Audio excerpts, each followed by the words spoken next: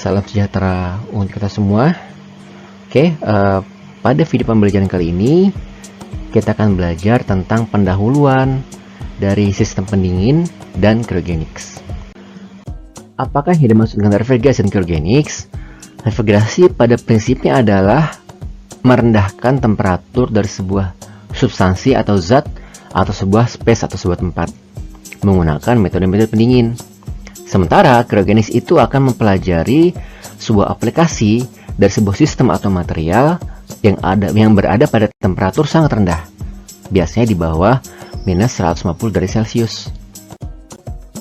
Salah satu aplikasi dari refrigerasi dan cryogenics adalah domestic refrigerator atau lemari es ya, yang ada di dapur kita masing-masing.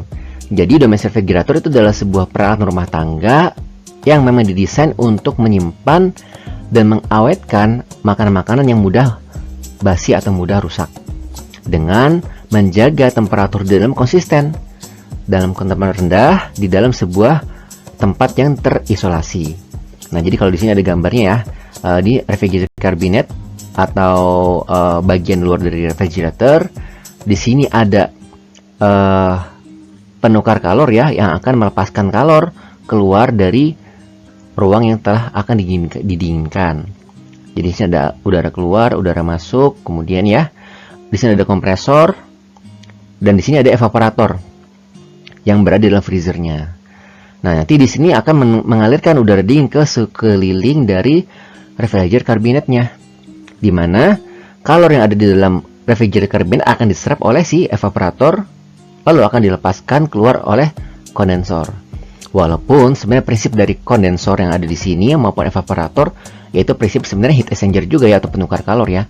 Cuma memang dalam konteks ini kita bedakan keduanya. Jadi ada jadi ada heat exchanger yang sebagai kondensor melepaskan kalor ke lingkungan, dan ada heat exchanger yang menyerap kalor atau sehingga sekitar ruangan yang ada di evaporator ini akan menjadi lebih dingin.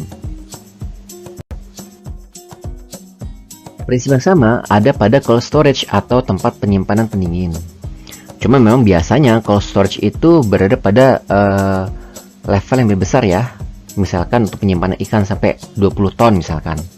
Nah, jadi cold storage ini adalah sebuah peralatan yang digunakan untuk mengawetkan makanan yang mudah basi, atau bisa juga obat-obatan.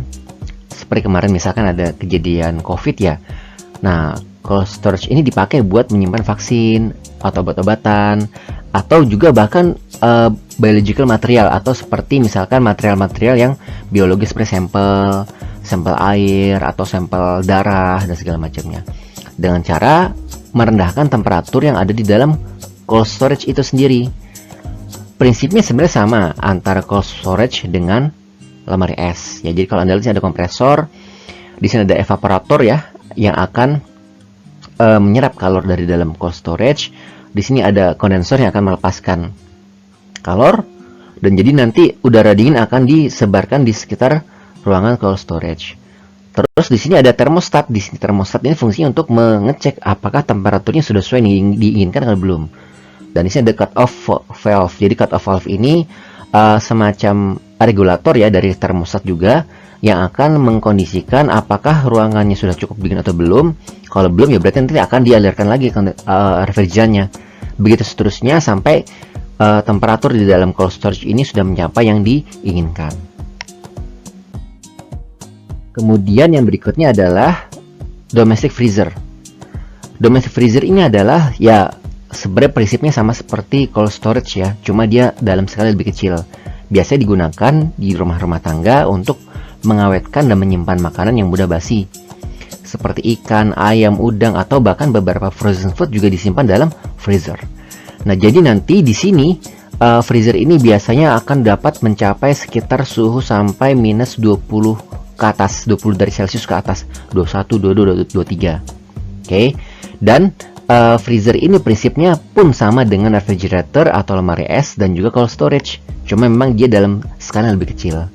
Nah, di sini adalah gambar contoh dari komponen-komponen freezer yang ada biasa di pasaran. Ada heat exchanger-nya atau bagian penukar kalornya, ada kompresornya, ada kapelatur cupnya, dan segala macamnya. Ya intinya sih sebenarnya sama dengan cold storage dan juga refrigerator. Cuma memang ini kalau lemari es kan dia ada temperatur yang minusnya itu dalam freezer, dan ada temperatur yang rendahnya, misalkan minus 6, tapi nggak sampai beku. Kalau cold storage itu beku semua, cuma skala besar. Nah kalau freezer ini juga minus semua, jadi seluruh dalam freezer ini akan dalam temperatur yang minus. Namun biasanya freezer ini dalam skala yang lebih kecil dibandingkan dengan yang cold storage.